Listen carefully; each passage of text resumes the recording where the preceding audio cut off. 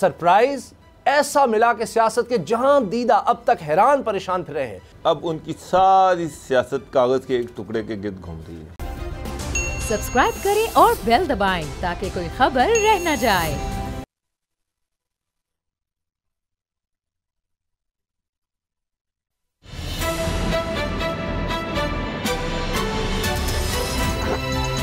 अब पता चला।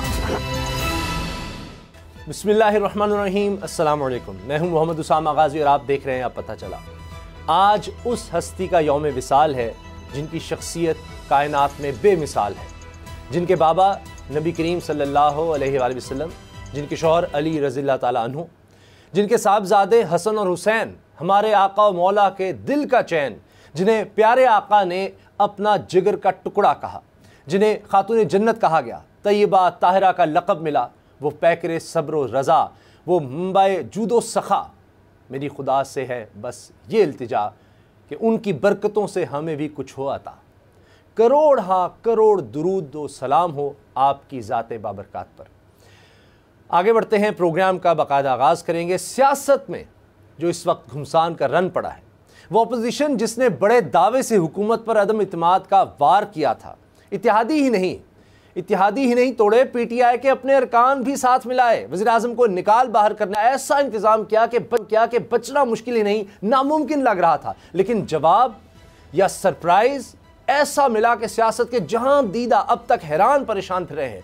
वज़ीर-ए-आज़म अपने ओहदे पर बरकरार हैं और अपोजिशन ऐवान बदर बल्कि दर बदर हुई है। असम्बलियाँ तहलील है, निगरान सेटअप के लिए कार्रवाई चल रही है और अपोजिशन क़यादत सुप्रीम कोर्ट में स्पीकर की रूलिंग को आइन शिकनी करार देने की कानूनी जंग लड़ रही है। इसरार यह है कि जल्द से जल्द फैसला सुनाया जाए, जिसके जवाब में सुप्रीम कोर्ट ने वाज़ेह कर दिया है कि अपोजिशन और हुकूमत आपस में लड़ रहे हैं और मामला अदालत के गले में डाला जा रहा है। अदालत का यह कहना बिल्कुल दुरुस्त है कि वो तमाम फरीकों को सुने बगैर फैसला नहीं सुनाएगी, क्योंकि इस फैसले के दूर रस असरात होंगे। दूसरी तरफ अपोजिशन लीडर शहबाज शरीफ ने वज़ीर-ए-आज़म इमरान खान के बैरूनी साजिश के इल्ज़ाम की तहकीकात का मुतालबा कर दिया है। शहबाज शरीफ ने आर्मी चीफ और DG ISI से कहा है कि अगर अपोजिशन क़यादत के खिलाफ गद्दारी के सबूत हैं तो सामने लाए जाए। अपोजिशन गैर मुल्की साजिश को हुकूमत की चाल समझ रही है, जबकि हुकूमत की हिमायत में रूस से भी गवाही आ गई है। रूसी वज़ारत ख़ारिजा का कहना है कि वज़ीर-ए-आज़म इमरान खान के दौरे रूस के बाद पैदा सूरत हाल से वाज़ेह है कि अमेरिका ने बात ना मानने पर नाफरमान इमरान खान को सज़ा देने का फ़ैसला किया। वज़ीर-ए-आज़म के अपने जमात का एक ग्रुप अचानक अपोजिशन में चला गया और पार्लियामान में वज़ीर-ए-आज़म के खिलाफ तहरीक अदम इत्मीनाद जमा करवा दी गई। आज वज़ीर-ए-आज़म इमरान खान भी यही कह रहे थे कि 10 से 15 अरब लगाकर भारत भी पाकिस्तान में हुकूमत गिरा सकता है। हुकूमत के इन इल्ज़ामात में कितनी सदाकत है, फैसले के लिए सब नज़रें सुप्रीम कोर्ट पर लगी हैं। क्या फ़ैसला आ सकता है, इस पर बात करेंगे। बाबर डोगर साहब मेरे साथ हैं। बाबर डोगर साहब, इमरान खान साहब तो मुसलसल मुतहरिक नज़र आ रहे हैं। आज ये भी हुई कि आकर उन्होंने धुआंधार तकरीर भी की, लेकिन जो सुप्रीम कोर्ट में हुआ है उसमें एक चीज़ बड़ी अजीब थी कि पहले शहबाज शरीफ साहब आए, उन्होंने मुतालबा किया, रात 1 बजे के करीब मौलाना साहब ट्विटर पर आकर मुतालबा करते हैं कि जी आर्मी चीफ को बुलाया जाए, DG ISI को बुलाया जाए। ये बात नून लीग के वकील भी आज अदालत में कर रहे थे। इसकी ज़रूरत ये लोग क्यों समझ रहे हैं कि आना चाहिए? फिर ये इसका मतलब है फिर इदारों को सियासत में इन्वॉल्व करने की कोशिश कर रहे हैं। एक हो गई नेशनल सिक्योरिटी कमेटी, आप आइन और कानून पर बात करें। उसामा साहब, इमरान खान साहब के पल्ले तो कुछ नहीं है, अब उनकी सारी सियासत कागज़ के एक टुकड़े के गिर्द घूम रही है और ये वही टुकड़ा है जिसको वो क्लेम कर रहे हैं कि जी अमेरिकन असिस्टेंट सेक्रेटरी जो है उसने हमारे एम्बेसडर को दिया और उसमें उन्होंने धमकियां दी और ये कहा कि जी इमरान के खिलाफ अदम इत्मीनाद अगर कामयाब ना हुई तो उसको फिर भी हम उसके लिए आसान नहीं होंगी, उसके लिए चीज़ें बहुत मुश्किल हो जाएंगी, पाकिस्तान के लिए चीज़ें बड़ी मुश्किल हो जाएंगी। 20 दिन खामोश रहने के बाद जलसे में उस कागज़ दिखाया, उसके बाद नेशनल सिक्योरिटी कौंसिल का इजलास बुला लिया और उस इजलास में वो ये क्लेम कर रहे हैं, प्राइम मिनिस्टर ये क्लेम कर रहे हैं कि जनाब जो हमारे अदारे हैं, जो हमारे चीफ्स हैं, उन्होंने इसको एंडोर्समेंट दी। उसामा साहब, इससे पहले जलसे में इमरान खान साहब ने खुद कहा, प्राइम मिनिस्टर ऑफ पाकिस्तान ने खुद कहा कि मैंने ये ख़त आर्मी चीफ को भेजा, वहाँ से कोई जवाब नहीं आया। और एक ये भी है कि आज एक गैर मुल्की अदारे ने एक कुछ इंटरव्यूज़ किए, उसमें उन्होंने अदारों को कोट किया किसी शख्स को जिसमें उन्होंने कहा कि जनाब ये ख़त इस काबिल नहीं था कि इस पर कोई एक्शन लिया जाता। अब ये चीज़ें सामने खुल के आ रही हैं आहिस्ता आहिस्ता कि ये अदारे जो थे उनके नज़दीक इस ख़त की कोई ख़ास अहमियत नहीं थी, और जो इमरान जिस तरह से जिस तरीके से इस ख़त को अपने हक़ में इस्तेमाल करना चाह रहे थे, ऐसे वक्त में जब उनके इत्तेहादी उनसे टूट चुके थे, ऐसे वक्त में जब आधी पार्टी उनसे टूट के अलहदा हो चुकी थी, उनके पास सियासत पे बचाने के लिए कुछ नहीं बचा था, बस एक ख़त। जिस तरह से नवाज शरीफ कतरी ख़त लाए थे, ये अब अमेरिकन ख़त है जिसको वो अमेरिकन ख़त सर, वो कतरी ख़त कहीं नेशनल सिक्योरिटी कमेटी में नहीं गया। सर सुन तो लेना, अब सुन तो लेना, अब सुन तो लेना।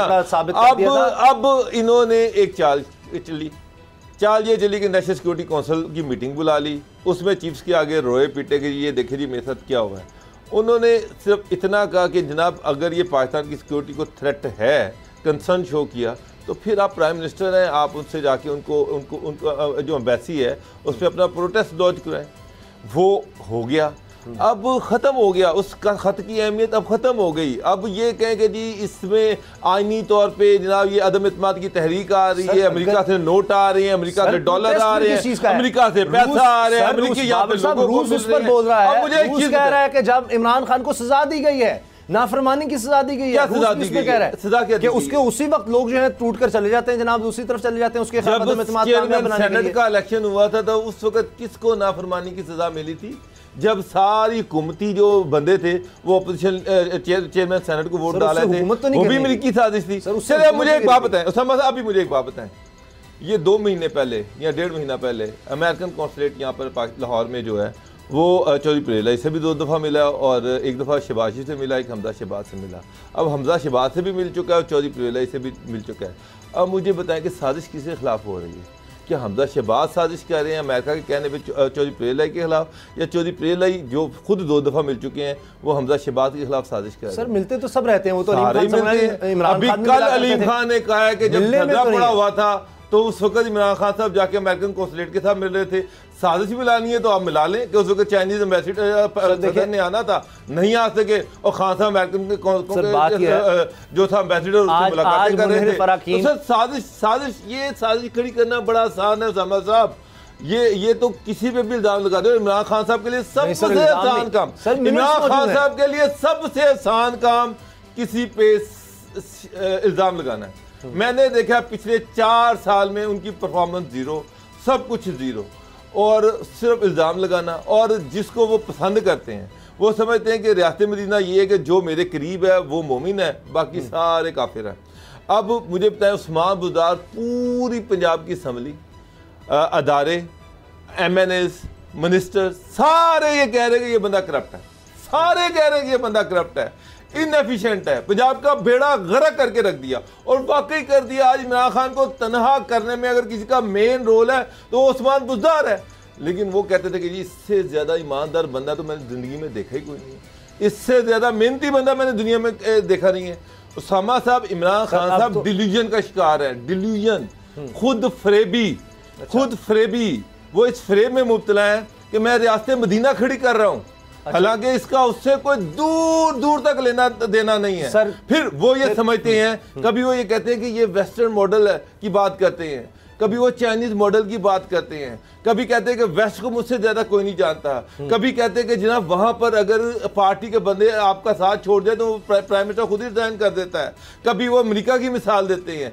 लेकिन हालात ये कि सारी पार्टी छोड़ गई है, प्राइम मिनिस्टर से वो इस्तीफा देने को तैयार नहीं है। अच्छा। बेड़ा गर्क करके रख दिया पार्टी का, बेड़ा गर्क कर दिया आइन का और कानून का। ऐसे प्रेसिडेंट सेट किए कि आने वाले वक्तों में लोग इनको गालियां देंगे। अच्छा। जिस तरह से ये कर रहे हैं सब तो, और वो ये समझते हैं कि जनाब मैं कोई वेस्टर्न मॉडल हूँ, मैं मेरे सारे चोर हैं, जो मेरे साथ खड़ा हुआ है वो ईमानदार है, वो अपराइट है, बाकी अच्छा। सारे चोर हैं, अच्छा, बाकी सारे फ्रॉडी हैं, बाकी सारे आइन चिकन हैं, गद्दार हैं, करप्ट हैं, और वो खुद ही अकेले मोमिन बैठे हुए हैं। अच्छा, गुलाम मुर्तज़ा साहब हमारे साथ हैं। गुलाम साहब इस तरह नहीं चलता। अच्छा चले सर, इस तरह से सियासत नहीं होती। गुलाम साहब मुस्कुरा रहे हैं, आपकी बातों से बड़े खुश हो रहे हैं गुलाम मुर्तज़ा साहब। देखिए सुप्रीम कोर्ट में ये मामला है, अब सुप्रीम कोर्ट में मामला अब कल के दिन तक चला गया है। अब कल बारी है हुकूमती वकला की। हुकूमती वकला से मेरी मुराद ये है कि यानी सदर साहब के भी हैं, वो स्पीकर के भी वकील आ रहे हैं, इमरान खान साहब के भी वकील हैं। अब तो इनकी बारी आएगी, तो कोई उम्मीद है कि अब गेम पलटेगी, क्योंकि सुप्रीम कोर्ट भी चाह रही है कि इस मामले को जल्द निपटाया जाए। जबकि अटॉर्नी जनरल का मैं देख रहा था बयान, उन्होंने कहा जी नवाज शरीफ की जब इस तरह से मामला हुआ था, केयर टेकर सेटअप भी आ गया था और 1 महीना हेयरिंग चलती रही थी। आपकी बात दुरुस्त है कि अगर इसकी हेयरिंग को और मज़ीद चलाया जाए, लेकिन इसमें बहुत ज़्यादा कुछ है नहीं है। सिंपल एक पॉइंट है, क्या स्पीकर आर्टिकल 5 की रूलिंग दे सकता था या नहीं दे सकता था। फर्स्ट जो क्वेश्चन है वो ये है कि क्या वो जिस दिन उसने वोटिंग के लिए बुलाया हुआ था ऐवान को और ये डेट दे दी थी तमाम फ्रीकैन को कि आज अदम एतमाद पे वोटिंग होगी, क्या वो उसकी वोटिंग से मुनरफ हो सकता है या नहीं हो सकता। दूसरा ये कि उसने जो हरकत की है, जो उन्होंने एक्ट किया है, क्या वो according to the rules, according to the constitution है या वो गैर आइनी इकदाम उसने किया है। और दोनों चीज़ों को आप सामने रखते हुए और कल आप देखेंगे, दूसरी ये भी होता है कि अदालतें देखती हैं कि इंटेंशन क्या थी किसी भी शख्स की जिसने जो एक्ट किया है, उसकी इंटेंशंस क्या थी। इनकी अगर इंटेंशंस की बात करते हैं तो पहले दिन से अगर इनके बयानात का जायज़ा लेना शुरू करें तो इमरान खान साहब कभी ये कहते थे कि मुझे ज़िंदा कर दिया, कभी ये कह रहे थे कि इस अदम एतमाद की तहरीक ने मुझे मेरे कारकुनों को जो है वो गर्म जोश कर दिया। कभी उन्होंने कहा कि अब मैं देखता हूँ, और फिर ये हुआ कि ये लोग लोटे हैं, ये फ़लाँ हैं, ये इतने पैसे ले गए। फिर कहा गया कि मेरे बच्चे हैं वापस आ जाएं, इन्हें कुछ नहीं कहूँगा। फिर सिंध हाउस के ऊपर धावा बोला गया। यानी पैदर पे तमाम की तमाम आप फिल्म चला लें पिछले दिनों की तो आपको कहीं नहीं लगता कि कोई ऐसी चीज़। फिर एकदम से ये ख़त सामने आ गया और ये ख़त भी जो सामने आया तो उसके बाद डेट दी गई वोटिंग की। फिर भी कहा गया कि मैं इंशाल्लाह बंदे पूरे करके दिखाऊंगा। जब देख लिया कि बंदे पूरे नहीं हैं तो उस वक्त ये चीज़, और एक बात कि उस वक्त के वज़ीर जो थे फवाद चौधरी, उनको उनकी एक सवाल था उनका, उनकी बात थी कि ये आर्टिकल 5 इनके ऊपर लगना चाहिए और उसके ऊपर ना उन्होंने किसी से सवाल पूछा ना कि जवाब पूछा कि वो किस रूल्स रेगुलेशन के आज की बात अगर कह सकते हैं। ये बताएं कि DGSI आर्मी चीफ को बुलाने की क्यों कोशिश की जा रही थी मुसलसल, जबकि अब अदालत ने वाज़ेह कर दिया कि हमें उस तरफ ना जाए, हमें सिर्फ आईनी मामला तक रखें, ये पॉलिसी में क्या हुआ क्या नहीं। ये तो खुद मामले को फैलाने की अपोजिशन के वकला कोशिश कर रहे हैं कि वो आएंगे तो फिर मामला तो और आगे जाएगा, क्या हुआ जी, मिनट्स लेकर आए। हुकूमत तैयार है वैसे, शाह मुखर्शी कहते हैं ले आओ। मेरी बात देखें, सुने मेरी बात। अर्ज़ ये है कि सिक्योरिटी एजेंसियां हमारी वो बताती हैं किसी भी चीज़ के ऑथेंटिक होने का, किसी के नॉन ऑथेंटिक होने का, और उसमें क्या चीज़ें उसमें शामिल हैं। ख़त क्यों लिखा गया, किसने लिखा, क्या था उसमें, क्या वाकई सिक्योरिटी ब्रीच था, वो एक आम केबल थी या मरासला था, और उस मरासले के ऊपर एक मरासले के ऊपर रिजीम चेंज की बात थी, उसमें नवाज शरीफ इन्वॉल्व थे, उसमें पैसे दिए गए, उसका ज़रिया क्या था, कैसे वो पैसे आए, क्या जिस तरह आज भी खान साहब ने कहा ये सब गद्दार हैं, ये सब गद्दार हैं, यानी कि उनके अलावा पूरे का पूरा मुल्क गद्दार है। मैं आपको एक बात अर्ज़ करना चाहता हूँ, आप ये नोट कर लें अपने प्रोग्राम में, इससे पहले भी हम कई दफ़ा इस तरह की बातें कर चुके हैं। कल अटार्नी जनरल फॉर पाकिस्तान का बयान जो है वो काबिल समात होगा।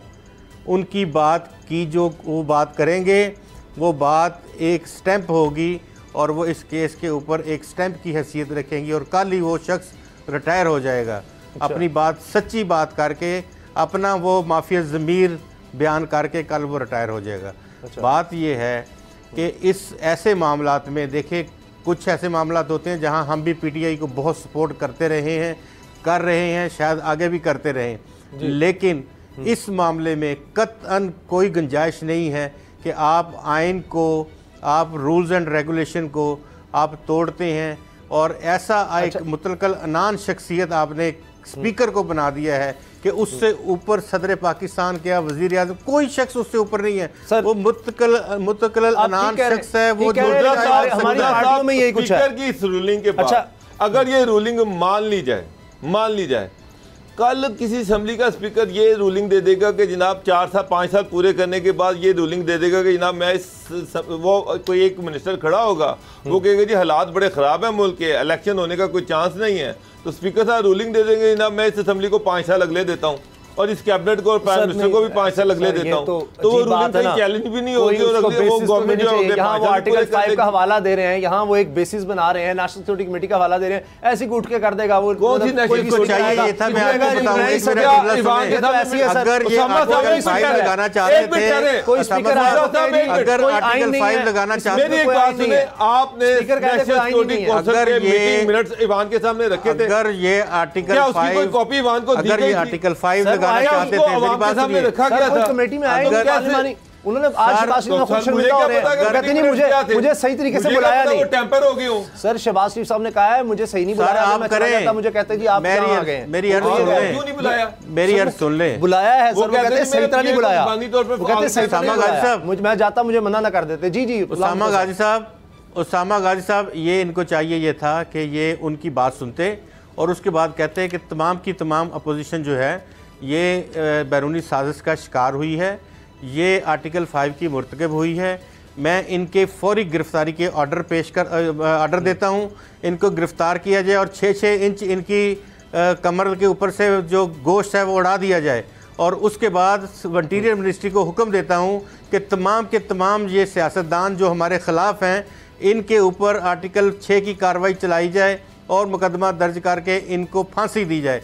ये पूरा ऑर्डर था, वो पूरा ऑर्डर पढ़ नहीं सके, वो सिर्फ यही उन्होंने अपने खान की स्किन सेव कर दी। उन्होंने एक जुमला कहा कि आर्टिकल 5 के मुर्तकब हुए हैं, लॉयल्टी टू द स्टेट नहीं है, इसलिए मैं ये कहता हूँ कि ये तहरीक मुस्तरद करता हूँ। वो गलत किया उन्होंने, उनको चाहिए ये था कि जल्दी में गिरफ्तार कराते। जरूरी तो नहीं है सारी अपोजिशन को, इस सारी अपोजिशन को उनको लितर मारते हुए असेंबली से बाहर निकालते हैं, मेरी गुजारिश ग्राउंड के सामने इसके ऊपर इनको गिरफ्तार करवाते। देखिए हर बंदे के अपने मकासद होते हैं, ये नहीं है, ये चाहिए था इनके साथ। फिर जरूरी नहीं है कि वो आर्टिकल 5 लगा दिया तो फिर यही होना चाहिए था, लीडरशिप की कोई सजा भी होनी चाहिए। सर बात ये है लीडरशिप की, कोई खुदा न खासा मौलाना फजलुर रहमान साहब या बिलावल साहब या शहबाज शरीफ साहब, कोई नहीं सोच सकता कि वो यहाँ पर चाहेंगे कि अमेरिका यहाँ पर आकर कब्जा कर ले। सर नहीं, देखिए अब ये बात है कि अगर किसी बैरूनी ताकत की ईमा पर यानी अदम एतमाद की तहरीक ला रहे हैं और उसको बाहर से कोई स्टैंप मिल रही है कि हाँ हम भी तुम्हारे साथ हैं, तो सर फिर देखें कि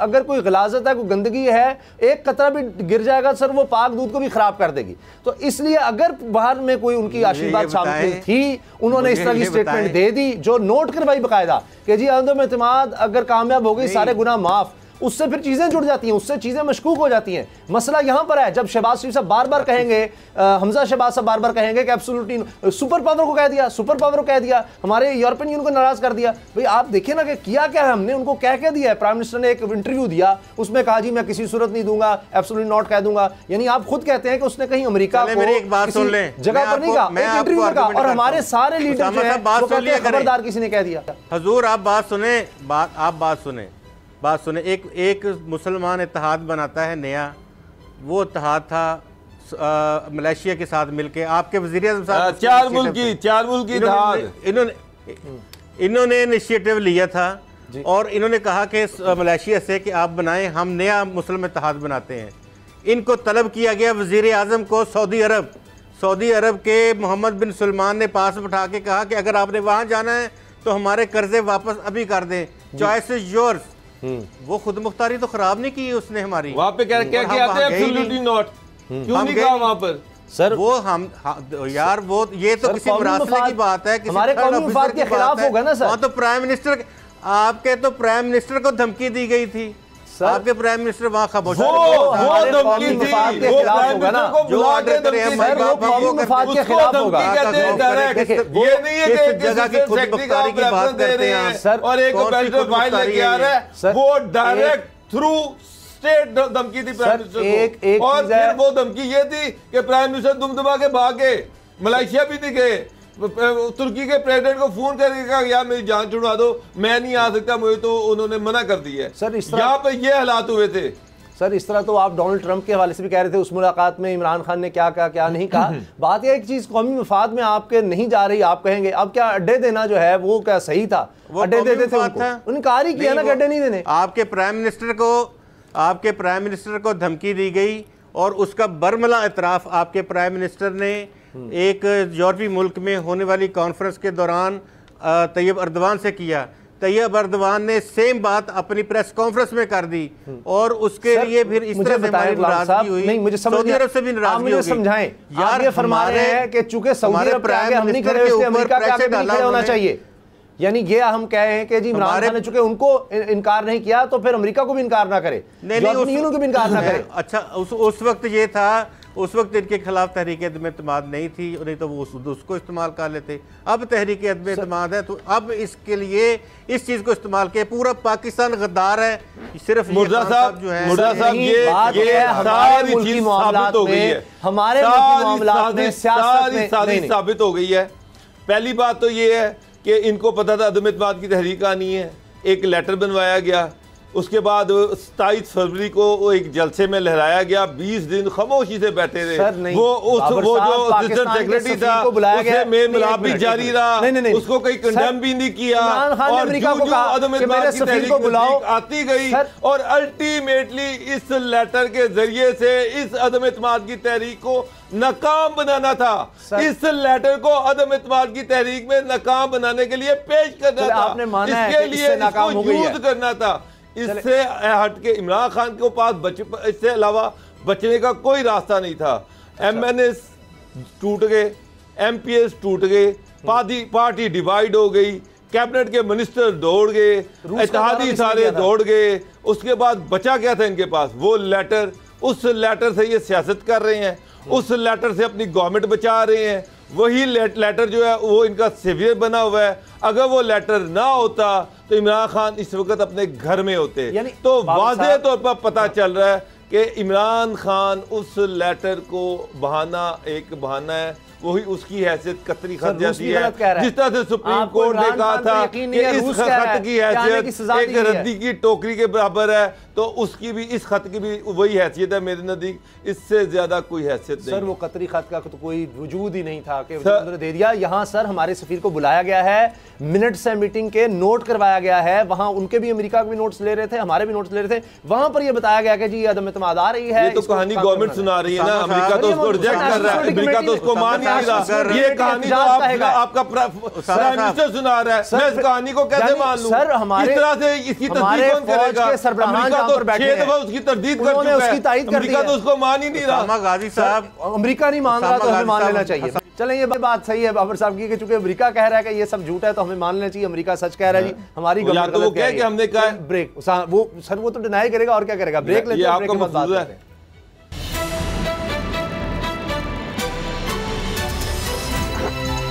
अब पता चला।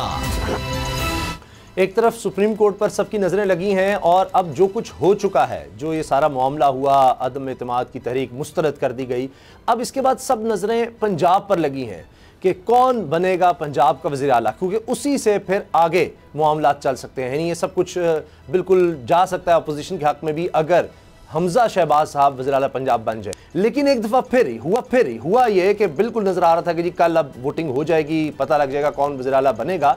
लेकिन फिर अचानक से एक फैसला आया कि तोड़फोड़ हुई है, हंगामा आई हुई है और इस वजह से अब ये मामला 16 अप्रैल तक चला गया है। ऐसे लगता है कि अब ये जो 10 दिन है, 10-11 दिन, ये बहुत ज़्यादा अहमियत इख्तियार कर गए हैं।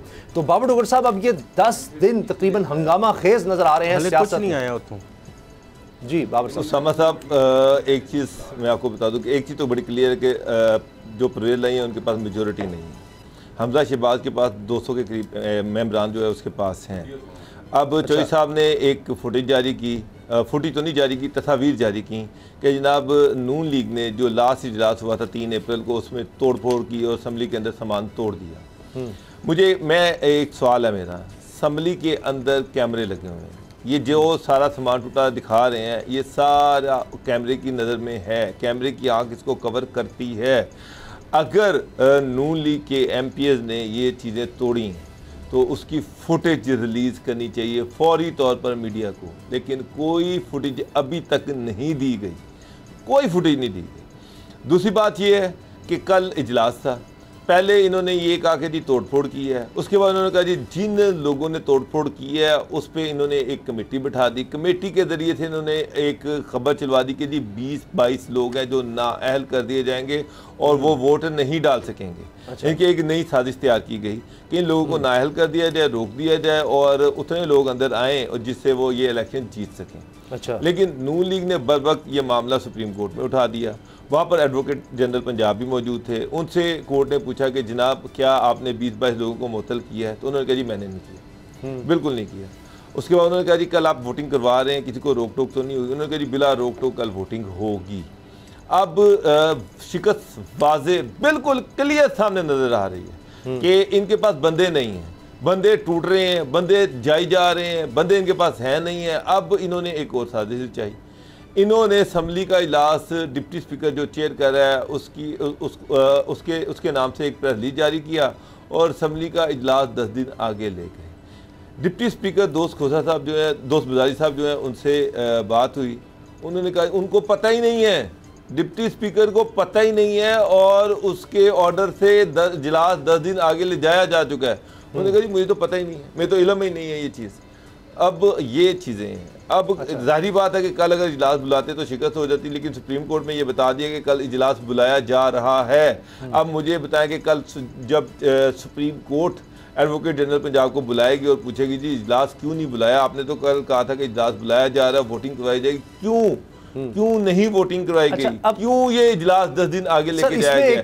मसला सिर्फ ये है कि 10 दिन मिल जाए। किस तरह से ये जो लोग हैं इनको पैसों के जरिए से किसी न किसी जरिए से इनको खींच के वापस लाया जाए, उसके लिए टाइम लिया जाए। कौन से लोगों को सर? जो तहरीक इंसाफ के लोग थे। डॉक्टर साहब ऐसी बात नहीं है। एक सेकंड सर, एक सेकंड, ये बात आप बिल्कुल ये इस तरह तजिया ना करें डॉक्टर साहब, इस तरह तजिया ना करें, ये बिल्कुल गलत कर रहे हैं आप। देखें उस वक्त तक साजिश जो है वो वहाँ पे भी अभी कच्ची पक्की है, वहाँ पे भी पक रही है। जो ही पक जाएगी तो उसके बाद उधर भी रिजल्ट ऐसे ही सुना दिया जाएगा।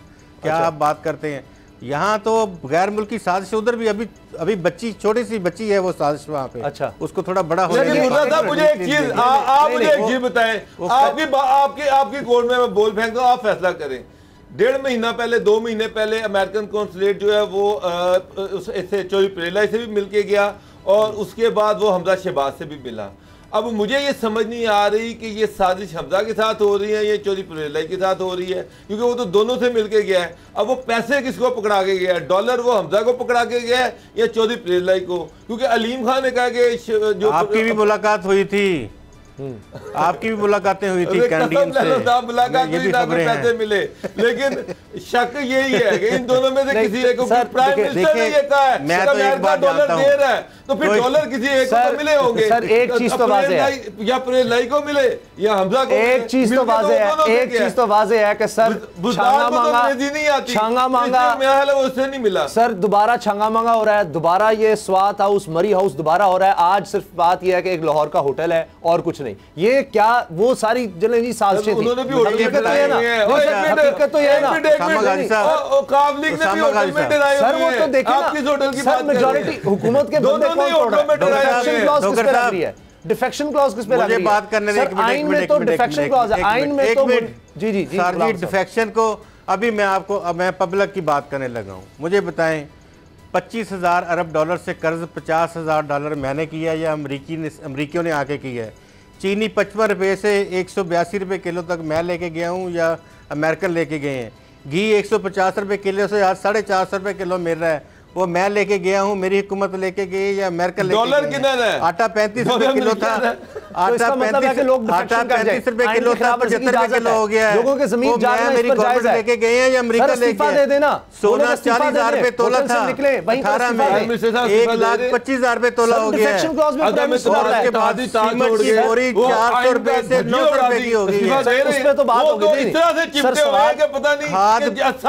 सवाल आइन का है सर, आइन का है। एक मिनट मुर्जा साहब, ये कहते हैं कि जनाब ज़मीर की आवाज क्या होती है? आपकी ज़मीर की आवाज ये होती है कि जब इत्तेहादी साथ छोड़ जाएं, जब MQM साथ छोड़ गई, जब बाप पार्टी साथ छोड़ गई, जब दूसरी इत्तेहादी पार्टियां साथ छोड़ गई, तो ज़मीर की आवाज़ ये थी कि प्राइम मिनिस्टर को इस्तीफा देना चाहिए था। कोई भी वेस्ट का बाज़मीर प्राइम मिनिस्टर होता तो वो इस्तीफा दे देता, लेकिन हमारे प्राइम मिनिस्टर ने इस्तीफा नहीं दिया। वो इक़्तिदार से चिमटे रहना चाहते हैं।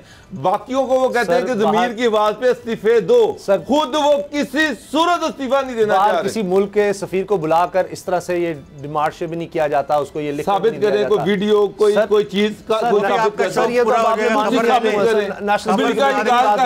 अमेरिका ने तो माना ही नहीं, हमने अहमी एहतजाज कर दिया अमेरिका से। जी जी जी गुलाम यार, आज आप रोला डाल रहे हैं, दोनों खबर ले लें, खबर ले लें। जी जी बताएं। आज आपको बता रहा हूँ, आने वाले 24 घंटे के अंदर अंदर ये बात क्लियर हो जाएगी और बिल्कुल ये बात रोज़े रोशन की तरह यहाँ हो जाएगी कि जिस तरह पोर्ट्रे किया गया है वज़ीर आज़म की तरफ से, उस ख़त का कतअन ये मकसद नहीं था। ठीक है। और ये जो ख़त लिखा गया था एक सफारती केबल थी, इस तरह की केबल रोज़ाना आती जाती रहती हैं, उसमें किसी जगह नवाज शरीफ का नाम नहीं था, उसमें किसी जगह पैसे लेने का, पैसे देने का नाम नहीं था, ये एक बराह रास्त रब्ता भी नहीं था, ये बिलवास्ता रब्ता था जिसके ज़रिए से कुछ चीज़ें कम्युनिकेट हुई और आगे पहुँचा दी गई।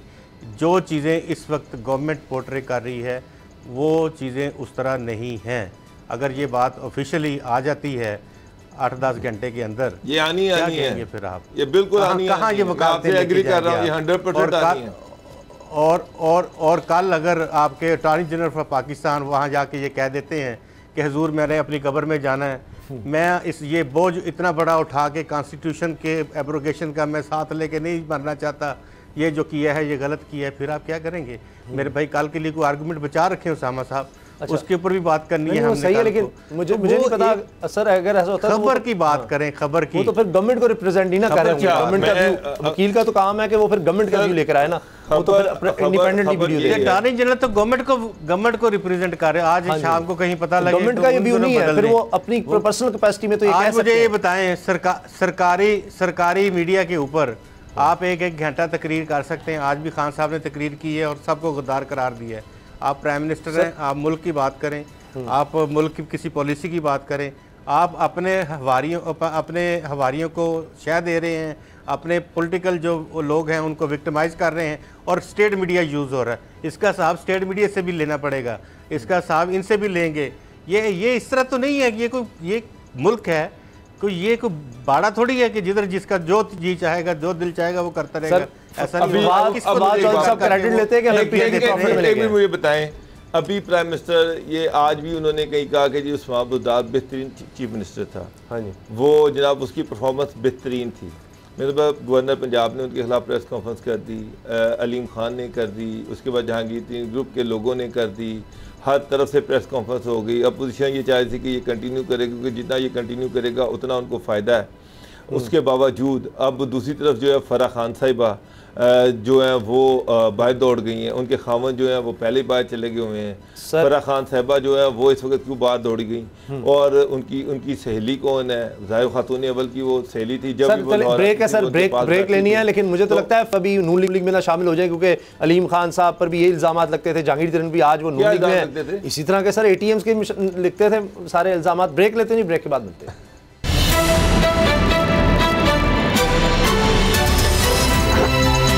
अब पता चला।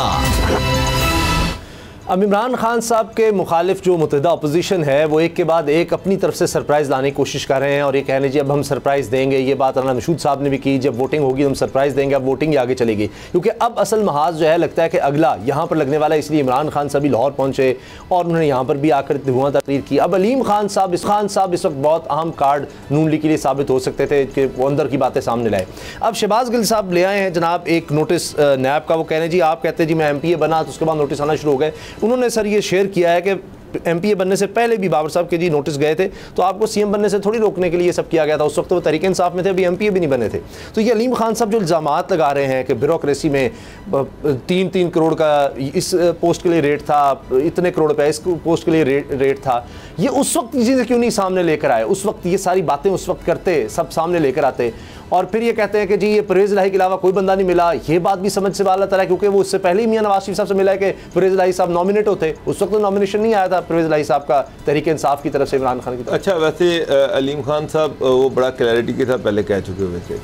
उन्होंने ये कहा था कि उस्मान बुज़दार को तब्दील किया जाए, वो तो पहले दिन से कह रहे थे और उनका ये डिमांड थी कि जो भी वज़ीर आला हो वो PTI के अंदर से हो चाहे कोई भी हो। और उन्होंने ये कहा था जी परवेज़ इलाही का वज़ीर आला आएगा तो हम उसको नहीं मानेंगे। तो खान साहब ने उन्होंने पहले वार्निंग दे दी हुई थी, चौंका इसमें कोई ऐसी चीज़ नहीं है जो उन्होंने छुपाई है। उन्होंने जो सबसे अहम बात की थी वो ये थी कि जनाब उस्मान बुज़दार की बात की है और फराह खान की बात की है कि फराह खान जो थी वो किसकी फ्रंट मैन थी और एहसन जमील गुजर कौन था और ये जो ट्रांसफ़र पोस्टिंग पे पैसे कमाए गए इसकी बात हो रही है। फ़राह खान और एहसन जमील गुजर पाकिस्तान से बाहर चले गए हैं। फ़राह खान दुबई में, एहसन जमील गुजर अमेरिका में। अल्टीमेटली फ़राह खान ने भी अमेरिका ही जाना है। अब सवाल ये पैदा होता है कि वो कौन से ब्यूरोक्रेट थे जो इनसे मुंसलिक थे। मैं आपको बताता हूँ कि जब इमरान खान साहब ने जब साबिक जो थे मेजर आदम सुलेमान उनको चीफ़ सेक्रेटरी बनाया, तो चीफ़ सेक्रेटरी बनाते वक्त उनको इस्लामाबाद से ये हदायत दी गई, इंस्ट्रक्शन दी गई कि जनाब 4 बंदों को आपने पोस्टिंग नहीं देनी, उनको आपने फेडरल गवर्नमेंट को सरेंडर कर देना है और या उनको खुले लाइन रखना है। अच्छा। उनमें एक ताहिर खुर्शीद, दूसरा डॉक्टर शुएब, तीसरा उस्मान मुअज़्ज़म और तीसरा सालिया सईद। ये कोई नून लीग के थे कि जो इनकी वजह से सुन तो लेना, ये मैंने नहीं, इमरान खान ने उनको कहा था।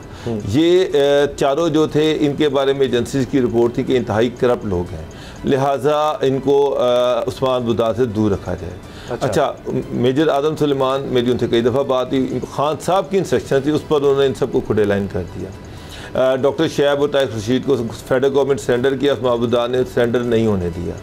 अब सालिया सईद जो थी वो डिफेंस में रहती थी और डिफेंस में फ़राह खान रहती थी, एक ही गली में रहती थी। ये दोनों आपस में बड़ी सहेलियाँ बन गई। उस्मान मुअज़्ज़म और सालिया सईद जो हैं वो ये दोनों आपस में, वो सिस्टर इन लॉ है उस्मान मुअज़्ज़म की। इनकी वाइफ आयशा है, ये भी ब्यूरोक्रेट है उस्मान मुअज़्ज़म जो है। इनकी वाइफ आयशा, सालिया सईद और फ़राह खान का ग्रिड बन गया। अल्टीमेटली उस्मान बुज़दार ने इनके ज़रिए से फ़राह खान को इस्तेमाल करते हुए मेजर आदम सुलेमान को 6 महीने में चीफ़ सेक्रेटरीशिप से फारिग करवा दिया। और उसके बाद आपको मैं बताऊं कि डॉक्टर जो थे ताहिर खुर्शीद साहब वो प्रिंसिपल सेक्रेटरी बन गए। अच्छा। डॉक्टर ताहिर खुर्शीद से पहले डॉक्टर शुएब जो थे वो ताहिर खुर्शीद से पहले डॉक्टर शुएब प्रिंसिपल सेक्रेटरी थे। मैंने आज तक नहीं देखा कि किसी सीएम का सर्विंग हाजिर सर्विस प्रिंसिपल सेक्रेटरी 1 महीने की छुट्टी पे फिरने तुरने के लिए अमेरिका चला जाए।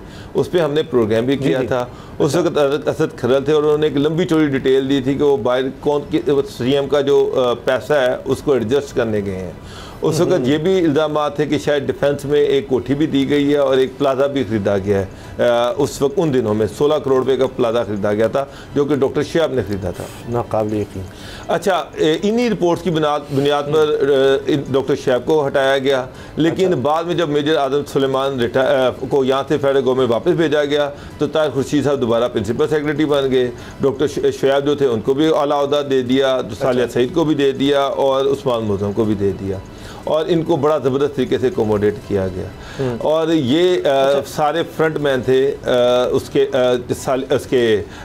फ़राह खान के। और फ़राह खान के पास कौन सी ऐसी पावर थी, कौन सी ऐसी अथॉरिटी थी जिसके ज़रिए से वो इन सबको कंट्रोल करी थी। इन टॉप ब्यूरोक्रेट्स को पंजाब के कंट्रोल किया जा रहा था। ये अब इसमें कोई चीज़ ऐसी नहीं है जो कहने की ज़रूरत है। सर, टाइम बहुत कम है जी। बात और उसामा साहब उन्हीं दिनों में ये इल्ज़ाम आया, हड़प्पा टेक्सटाइल मिल का स्कैंडल सामने आया। अरबों रुपए की प्रॉपर्टी थी जो कि इलीगली वहाँ पे हाउसिंग सोसाइटी बनाई गई स्टेट लैंड पे। अच्छा। उसके बाद जेहलम, गुजरांवाला, बहावलपुर, बहावलनगर, साहेवाल, सियालकोट, ये सारे डीसीज जो थे ये इल्ज़ाम लगा कि ये डीसी जो है 2-2 करोड़ रुपया देके ये डीसी लगाए गए। अच्छा, अब ये इल्ज़ामात जितने भी हैं, गुलाम रज़ा साहब मेरे पास सिर्फ 1 या 2 मिनट हैं, ये शहबाज शरीफ साहब या नून लीग या पीपल्स पार्टी, ये मुत्तहिदा इत्तेहाद जो है, ये हुकूमत मिलने का इंतज़ार क्यों कर रहा है? अभी ने आपके पास चले जाएं, अभी इसी वाले से दरखास्तें दे दें, अभी अदालतों में जाएं, अभी क्यों नहीं जाते? अभी तो केओस की सूरत हाल है, कॉन्स्टिट्यूशन की बात है। जब ये कल रेस्टोरेशन होगी तो शायद आपको एक वीडियो मिल जाए या ऑडियो मिल जाए जिसमें बेचारी फ़राह बीबी, जिसको करैक्टर असैसिनेशन किया जा रहा है, बेचारी फ़राह बीबी की बहुत सारी अपने मुंह से ज़बानी कि हमने फ़लाँ जगह फ़लाँ काम किए, इतने पैसे इकट्ठे हुए, फिर मैंने इतने पैसे उसको दे दिए, इतने पैसे उनके थे उनको दे दिए, बाकी मेरे पास हैं। अगर ये चीज़ें आगे कौन डिनाई करेगा? कौन कहीं जाने की? वो बेचारी फ़राह जो इसका वज़ीर-ए-आज़म साहब कहते हैं बेचारी फ़राह को भी बीच में लपेट दिया। वो जो अगर ये सारी चीज़ें उसको अपने मुँह से बयान करना शुरू हो गई तो फिर, और मैं आपको ये बताऊं, 1 महीना पहले आप अपना प्रोग्राम निकाल के देखें, हमने बताया था आपको कि कुछ ऐसी रिपोर्ट्स वज़ीर-ए-आज़म साहब के सामने रख दी गई हैं, उनको बता दिया गया है कि ये बंदों ने इसमें उस्मान बुज़दार साहब का कोई करीबी वहाँ पे कोई ज़ैर जान या कोई इस तरह बाबा डोगर साहब जानते हो, वहाँ शख्स था, मैं बेचारी फरा भी सर पहली करप्शन की स्टोरी गाजी साहब को याद होगा, मैंने इस प्रोग्राम में ब्रेक की थी तोरखान बुजदार की, पहली दफ़ा कि किस तरह से पैसे ले लेके ट्रांसफर पोस्टिंग पंजाब में हो रही हैं। ये जो जब मैंने ये डॉक्यूमेंट्स उनके साथ शेयर किए गए हैं तो खान साहब भी थोड़े से हैरान हुए थे देखकर, और वो इस बात के ऊपर मान नहीं रहे थे। तो एक दो दिन पहले उनको बाकायदा वो चीज़ भी दिखा दी गई कि ये देखें यहाँ बंटवारा इस बंदे के थ्रू हो रहा था और ये इससे इस तरह से सारी चीज़ें हुई हैं। अब उसको कौन डिनाई करेगा, देखें ओपन फैक्ट्स हैं।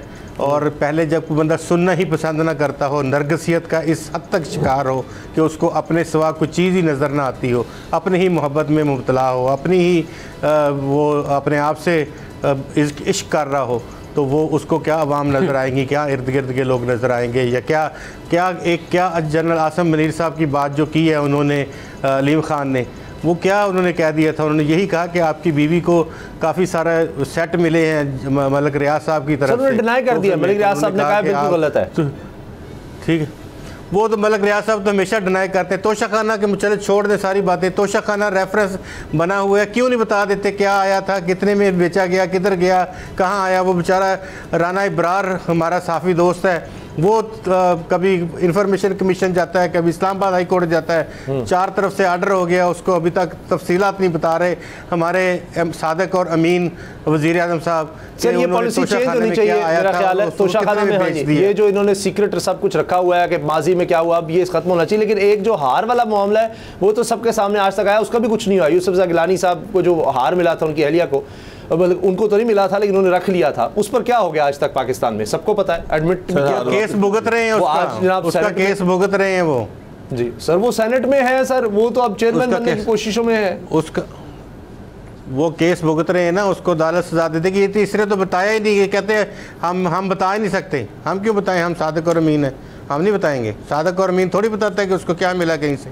सर अब उधर अभी तक अदालत का फैसला नहीं आया तो अब किस मुंह से अदालत से कहें कि फौरी फैसले कर दें। अब ये भी तो बात है ना, माजी के सर जब तक नहीं करेंगे आगे क्या करेंगे। इलेक्शन कमीशन ऑफ पाकिस्तान के अकाउंट्स तो सामने आगे के नहीं आए, इलेक्शन कमीशन ऑफ पाकिस्तान के अकाउंट। अच्छा सर टाइम खत्म हो गया है, थोड़ी देर में आप हेडलाइंस देख सकेंगे, इजाजत दीजिए, अल्लाह हाफिज़।